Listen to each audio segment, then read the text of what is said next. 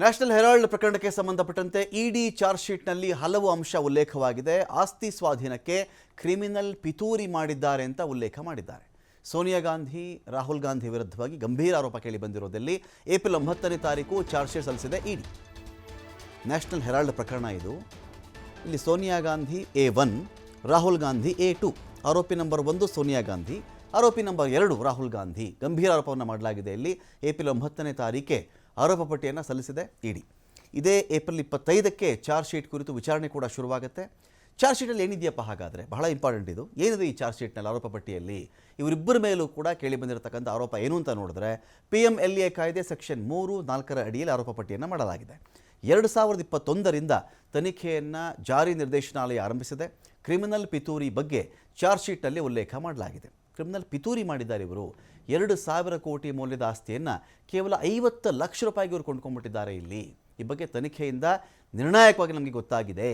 2,000 ಕೋಟಿ ರೂಪಾಯಿಗಳ ಆಸ್ತಿ ಸ್ವಾಧೀನಕ್ಕೆ ತೆಗೆದುಕೊಳ್ಳಬೇಕಾದ್ರೆ ಹಣದ ಅಕ್ರಮ ವರ್ಗಾವಣೆ ನಡೆದಿದೆ. ಇಲ್ಲಿ ಮನಿ ಲಾಂಡ್ರಿಂಗ್ ಆಗಿದೆ ಇಲ್ಲಿ ಅಂತ. Prevention of money laundering act ಮೇಲೆ ಕೆಲಸ ಮಾಡೋದು ಎನ್ಫೋರ್ಸ್ಮೆಂಟ್ ಡೈರೆಕ್ಟರೇಟ್, ಜಾರಿ ನಿರ್ದೇಶನಾಲಯ.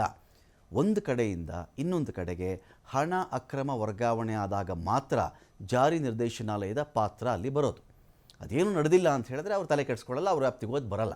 ಇಲ್ಲಿ ಹೇಳ್ತಾ ಇದ್ದಾರೆ, ಈ ಥರ 2,000 ಕೋಟಿ ಆಸ್ತಿ ಬರೀ 50 ಲಕ್ಷಕ್ಕೆ ತೊಗೊಂಡ್ಬಿಟ್ರಲ್ಲ, ಇಂಥ ಟೈಮಲ್ಲಿ ಏನಾಗಿದೆ, ಹಣಕಾಸಿನ ಅಕ್ರಮ ವರ್ಗಾವಣೆ ನಡೆದಿದೆ. ಒಂಥರ ಹವಾಲ ಹಣ ಥರನೇ ಲೆಕ್ಕ ಅದು. ಇದಕ್ಕೋಸ್ಕರ ಇವರು ಕ್ರಿಮಿನಲ್ ಪಿತೂರಿ ಮಾಡಿದ್ರು. ಜೊತೆಗೆ 18 ಕೋಟಿ ಮೊತ್ತದ ನಕಲಿ ದೇಣಿಗೆಯನ್ನು ತಗೊಂಡಿದ್ದಾರೆ. ಇಲ್ಲಿ 38 ಕೋಟಿ ಮೊತ್ತದ ನಕಲಿ ಮುಂಗಡ ಬಾಡಿಗೆ ಕೂಡ ಕೊಟ್ಟಿದ್ದಾರೆ.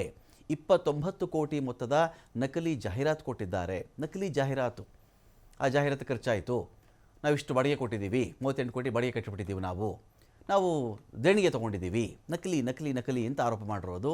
ಇದು ಯಂಗ್ ಇಂಡಿಯಾ AJL ಆಸ್ತಿ ಅಂತ ತೋರಿಸಲಾಗಿದೆ. ಇದನ್ನು ನ್ಯಾಷನಲ್ ಹೆರಾಲ್ಡ್ನ ಪ್ರಕಾಶನ ಸಂಸ್ಥೆ AJL ಇದರ ಮಾಲೀಕತ್ವವನ್ನು ಯಂಗ್ ಇಂಡಿಯಾ ಸಂಸ್ಥೆ ಹೊಂದಿದೆ. ಯಂಗ್ ಇಂಡಿಯಾದಲ್ಲಿ ಸೋನಿಯಾ, ರಾಹುಲ್ ಗಾಂಧಿ 38% ಶೇರನ್ನು, ಪಾಲನ್ನು ಹೊಂದಿದ್ದಾರೆ. ಇದರಲ್ಲಿ ಆರೋಪಿಗಳು ಯಾರ್ಯಾರು ಅಂತ ನೋಡಿದ್ರೆ, A1 Sonia Gandhi, A2 Rahul Gandhi, Suman Dubey, Sam Pitroda, Motilal Bora, Oscar Fernandes, Young India company. ಇಷ್ಟು ಜನ ಇದರಲ್ಲಿ ಆರೋಪಿಗಳು. ಈ ಸಂಸ್ಥೆ ಕೂಡ ಆರೋಪಿಗಳು ಅಂತ ಇಲ್ಲಿ ಹೇಳಲಾಗಿದೆ. ನ್ಯಾಷನಲ್ ಹೆರಾಲ್ಡ್ ಪತ್ರಿಕೆ ಇತಿಹಾಸ ನೋಡಿದ್ರೆ, ಜವಾಹರ್ಲಾಲ್ ನೆಹರು 1938 ಹುಟ್ಟು ಹಾಕಿದಂಥ ಪತ್ರಿಕೆ ಇದು. ಸ್ವತಂತ್ರ ಸಂಗ್ರಾಮಕ್ಕೆ ಧ್ವನಿಯಾಗಬೇಕು ಅಂತ ಹುಟ್ಟುಕೊಂಡಂಥ ಪತ್ರಿಕೆ. ಆಗೆಲ್ಲ ಸ್ವಾತಂತ್ರ್ಯವನ್ನು ಉದ್ದೇಶವಾಗಿ ಇಟ್ಕೊಂಡೇ ಅನೇಕ ಸ್ವಾತಂತ್ರ್ಯ ಹೋರಾಟಗಾರರು ಪತ್ರಿಕೆಯನ್ನು ಶುರು ಮಾಡಿದ್ರು. ನಮ್ಮ ಧ್ವನಿ ಎಲ್ಲ ಕಡೆಗೆ ಕ್ಷಿಪ್ರಗತಿಯಲ್ಲಿ ಹರಡಲಿ, ಜನಗಳಿಗೆ ವಿಷಯ ಗೊತ್ತಾಗಲಿ ಅಂತ. ಸ್ವಾತಂತ್ರ್ಯ ಸಿಕ್ಕ ಮೇಲೆ ಪತ್ರಿಕೆ ಕಾಂಗ್ರೆಸ್ನ ಮುಖವಾಣಿಯಾಗಿಬಿಡುತ್ತೆ, ಕಾಂಗ್ರೆಸ್ನ ಮೌತ್ ಪೀಸ್ ಆಗುತ್ತೆ ಈ ಒಂದು ಪೇಪರ್ ಅಂತ. ಕಾಂಗ್ರೆಸ್ ಏನೇನಿದೆಯೋ ಅದರ ಪರವಾಗಿ ಮಾತಾಡೋದು ಅಂತ. ಹಿಂದಿ ಮತ್ತು ಉರ್ದುವಿನಲ್ಲಿ ಪತ್ರಿಕೆಯನ್ನು ಪ್ರಕಟಿಸಲಾಗ್ತಾ ಇತ್ತು. 2008ರಲ್ಲಿ 90 ಕೋಟಿ ಸಾಲದ ಕಾರಣ ಪತ್ರಿಕೆ ಬಂದಾಗ್ಬಿಡುತ್ತೆ. 90 ಕೋಟಿ ಸಾಲ ಮಾಡಿಕೊಡುತ್ತಲ್ಲ ಪತ್ರಿಕೆ, ಆಗ ಅದು ಕ್ಲೋಸ್ ಆಯಿತು ಅಂತ. ಪ್ರಕರಣ ಏನು ಅಂದರೆ, BJP ನಾಯಕ ಸುಬ್ರಮಣಿಯನ್ ಸ್ವಾಮಿ ಅವರು ದೂರು ಕೊಡ್ತಾರೆ. ದೆಹಲಿಯ ಪಟಿಯಾಲ ಹೌಸ್ ಕೋರ್ಟ್ಗೆ ಅರ್ಜಿ ಹಾಕ್ತಾರೆ. ಅವರು ವಂಚನೆ ಮೂಲಕ ಇವರೊಂದು ವಂಚನೆ ಮಾಡಿ ನ್ಯಾಷನಲ್ ಹೆರಾಲ್ಡ್ನ ಆಸ್ತಿ ಇತ್ತಲ್ಲ ಸ್ವಾಮಿ, ಅದನ್ನು ರಾಹುಲ್ ಗಾಂಧಿ, ಸೋನಿಯಾ ಗಾಂಧಿ ಮತ್ತು ಇತರರು ಸ್ವಾಧೀನಪಡಿಸ್ಕೊಂಡ್ಬಿಟ್ರು, ತೊಗೊಂಡ್ಬಿಟ್ಟಿದ್ದಾರೆ.